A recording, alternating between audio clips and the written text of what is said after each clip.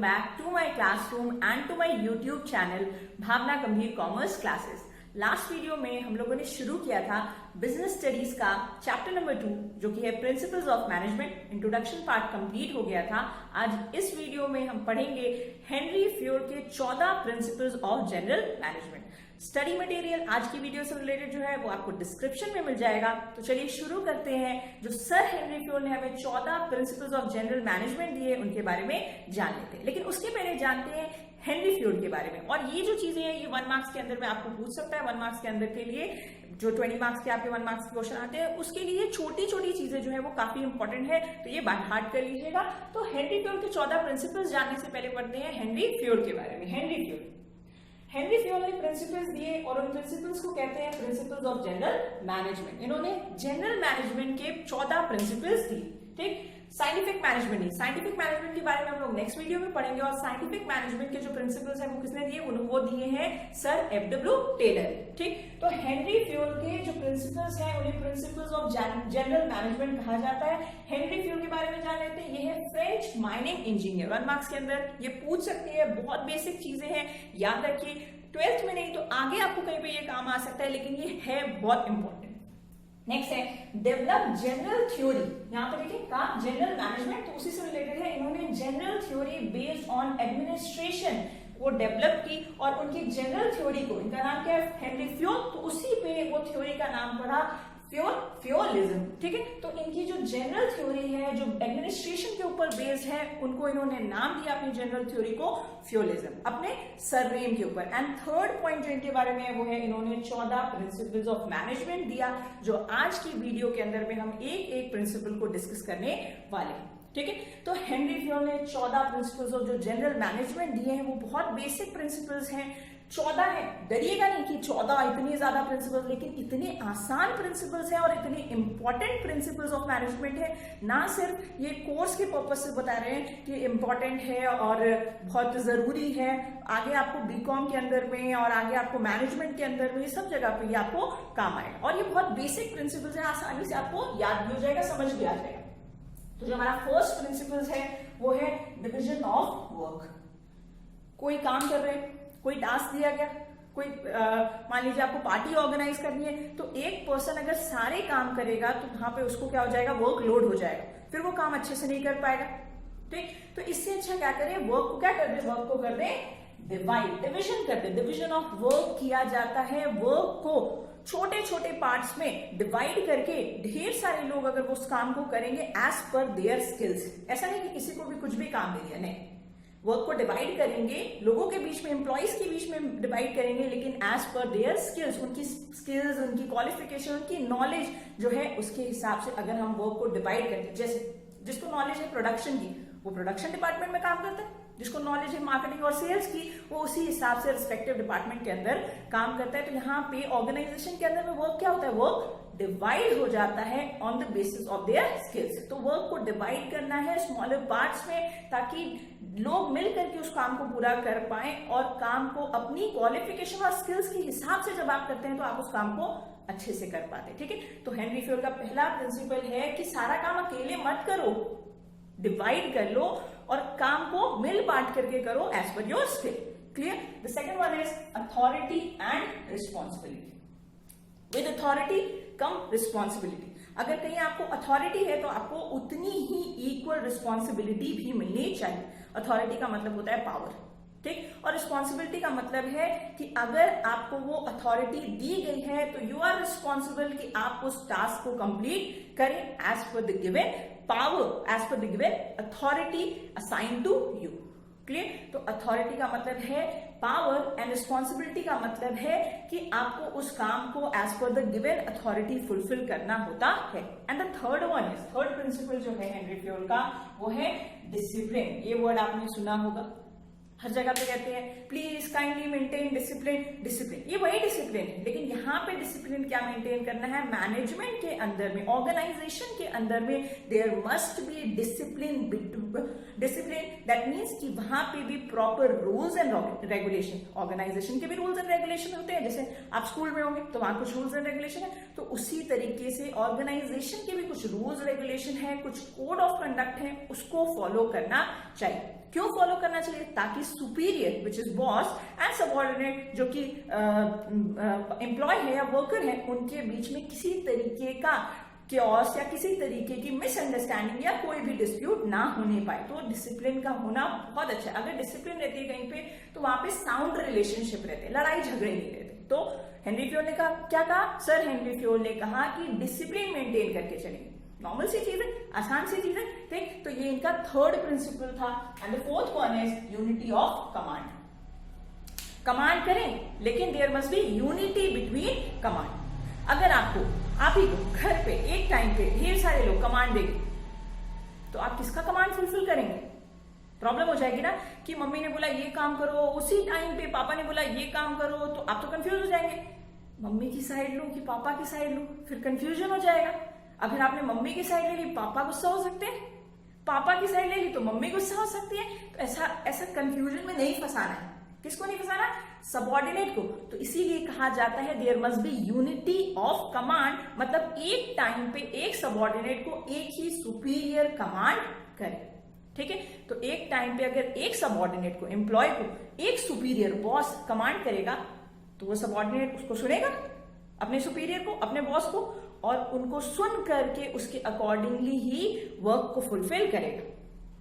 तो तब तो कोई क्योस नहीं होगा, तब तो कोई डिस्प्यूट नहीं होगा। आप सबऑर्डिनेट जो है वो ध्यान लगा के सुपीरियर का काम पूरा कर सकता है वहां पे, ठीक है। तो दिस मीन्स कि यूनिटी ऑफ कमांड का मतलब होता है कमांड जो दी जा रही है there must be unity, and it says there must be one superior for one subordinate. Clear? Next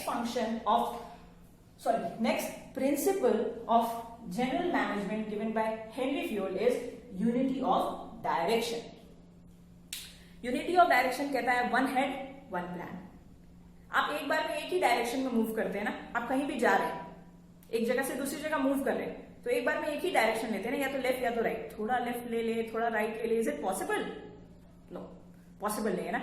तो उसी तरीके से हेनरी फ्योल ने कहा, सर हेनरी फ्योल बता रहे हैं अपने जनरल मैनेजमेंट थ्योरी के अंदर में कि there must be unity of direction. कभी भी किसी को कोई डायरेक्शन दिया जा रहा है तो एक समय पे एक डायरेक्शन दे, ठीक है, एक समय पे उसे कहें कि एक प्लान को फुलफिल करे। तो there must be one head one plan. एक समय पे एक ग्रुप एक डायरेक्शन में अगर जाएगा और उस काम को पूरा करेगा तो वो बेहतर तरीके से उस काम को पूरा कर पाएगा, पूरी मेहनत उसी काम पे लगा पाएगा। ये होता है unity of direction. The next one is subordination of individual interest to general interest. यहां पे हमेशा हमें किसके बारे में सोचना है?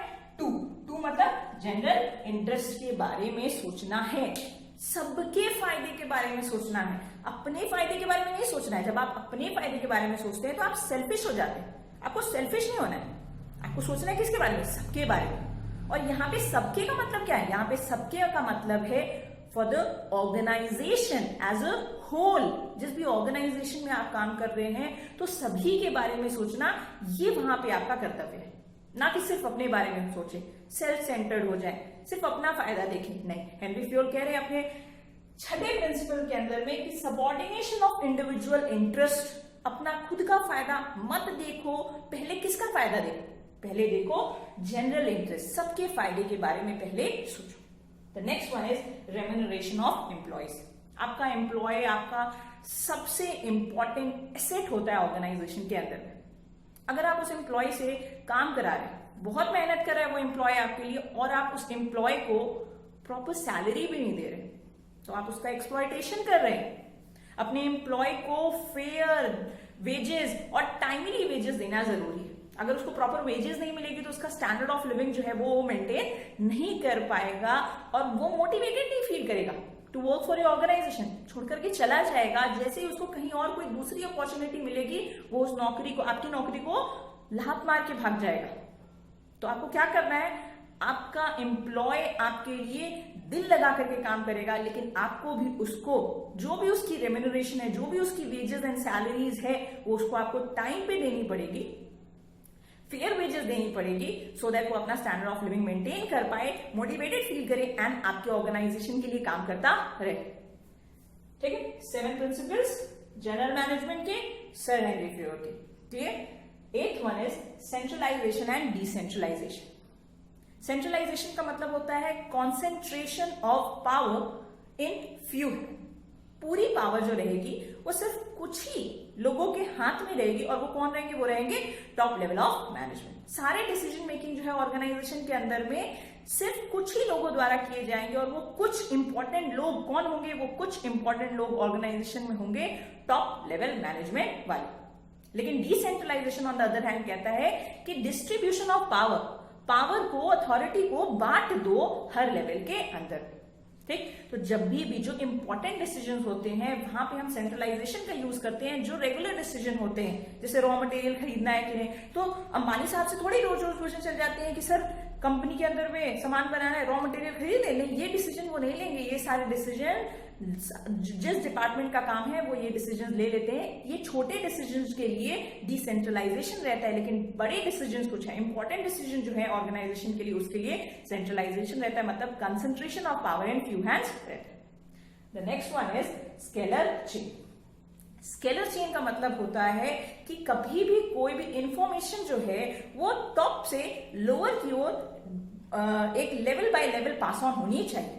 जैसे अगर ए को बी, ई को कोई इंफॉर्मेशन पास ऑन करनी है तो ए बताएगा बी को, बी बताएगा सी को, सी बताएगा डी को, एंड देन डी बताएगा ई को।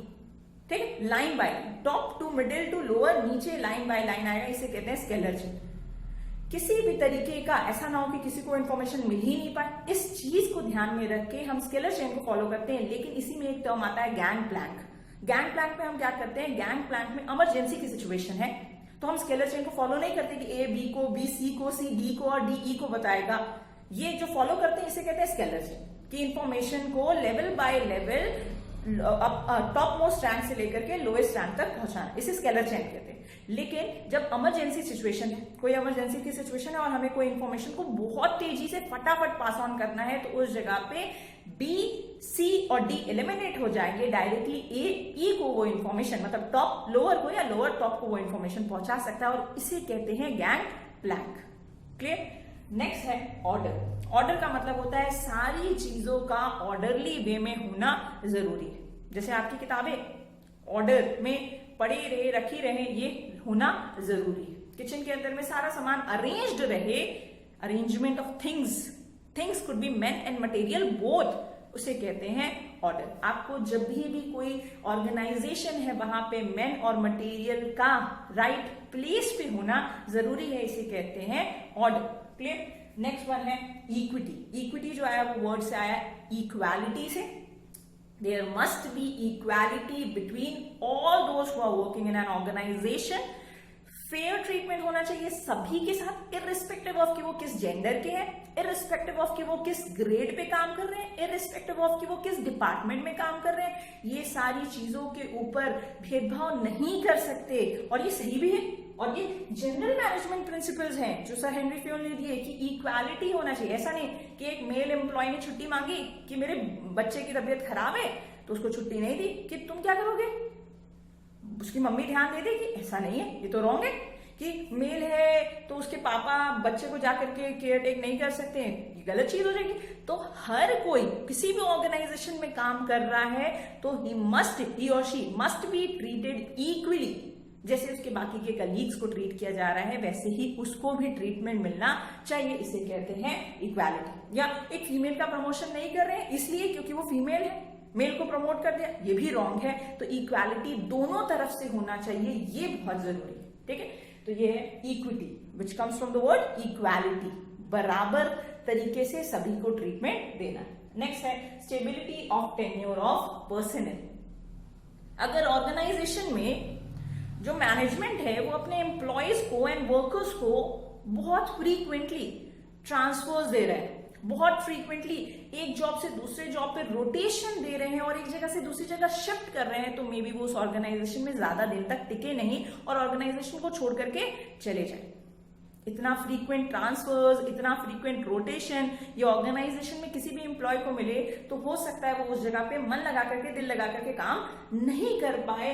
तो स्टेबिलिटी होनी चाहिए, ठीक, मतलब वहां पे एक तरीके का वो स्टेबल फील करेगी कि हाँ मैं इस ऑर्गेनाइजेशन में काम कर रहा हूं या कर रही हूं तो मैं दिल लगा करके काम करूं, बिकॉज मैं मुझे यहाँ पे स्टेबल रहना है। ऐसा नहीं कि मैं इस ऑर्गेनाइजेशन को बहुत मेहनत करके एक पोजीशन से काफी ऊपर तक पहुंचाऊं और मुझे क्या मिल जाए, ट्रांसफर, रोटेशन, मुझे एक जगह से दूसरी जगह उठा करके शिफ्ट कर दिया जाए या शायद मुझे इस नौकरी से निकाल दिया जाए। अगर ये मेरे मन में डर होगा तो हम उस ऑर्गेनाइजेशन के लिए कभी भी फेथफुली, ईमानदारी से, मन लगा करके, डेडिकेशन से काम नहीं कर पाएंगे।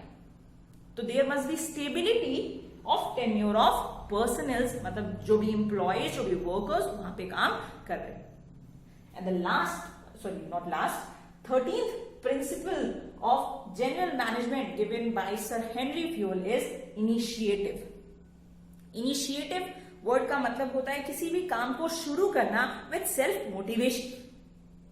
दूसरे उस काम को कर लें उससे पहले आप एक आइडिया जनरेट कीजिए। जब सारी दुनिया वो काम करेगी और आप भी वो काम करेंगे तो आप उनको चीट करके वो काम कर रहे हैं कहीं ना कहीं, या आप उनको फॉलो कर रहे हैं। Before anybody initiates it means starts it, आप शुरू कीजिए वो काम जो आपका आइडिया है, जनरेट करिए आइडिया, सोचिए कुछ अलग सोचने को कहते हैं इनिशिएट करना। एंड वो आप कैसे कर पाएंगे, विद सेल्फ मोटिवेशन। आपको खुद को, अपने आप को उसके लिए तैयार करना पड़ेगा। ऑर्गेनाइजेशन के अंदर में मैनेजमेंट अपने वर्कर्स को आइडियाज डेवलप करने के लिए मोटिवेट करता है ताकि वर्कर्स नए आइडियाज लेकर के आए और वो वेलकम करता है उनके आइडियाज को। एंड इसकी वजह से वर्कर्स मैनेजमेंट के साथ इंटरैक्ट कर पाते हैं, रिलेशनशिप फॉर्म कर पाते हैं एंड कहीं ना कहीं उस ऑर्गेनाइजेशन के अंदर में ये एक बहुत ही पॉजिटिव इंपैक्ट आता है, क्योंकि वहां पे वर्कर्स एज वर्कर्स नहीं काम कर रहे, उनके अंदर कहीं ना कहीं एक फीलिंग ऑफ बिलोंगिंगनेस उस ऑर्गेनाइजेशन में डेवलप हो जाती है, which is very good thing.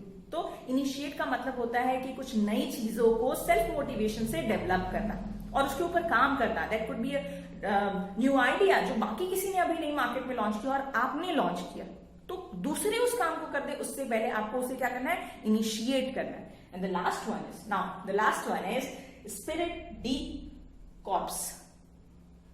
Spirit D corps का मतलब होता है टीम स्पिरिट। स्पिरिट आया है तो ये इस स्पिरिट में आगे ई भी है, तो स्पिरिट डी कॉर्प्स का मतलब है टीम स्पिरिट। ऑर्गेनाइजेशन में ढेर सारे लोग होते हैं, सब अगर अलग अलग अपना सोचने लगेंगे तो प्रॉब्लम आ जाएगी। We should always focus on we, not I, हम, मैं नहीं, ठीक। तो ऑर्गेनाइजेशन में कहा जाता है कि हम सब मिलकर के कर लेंगे, ना कि सिर्फ मैं कर लूंगा या मैं कर लूंगी, ये तो मेरा काम है, ऐसा नहीं, ये हमारा काम। हम स्पिरिट डी कॉर्प्स सेज कि वहां पे टीम स्पिरिट का होना जरूरी है।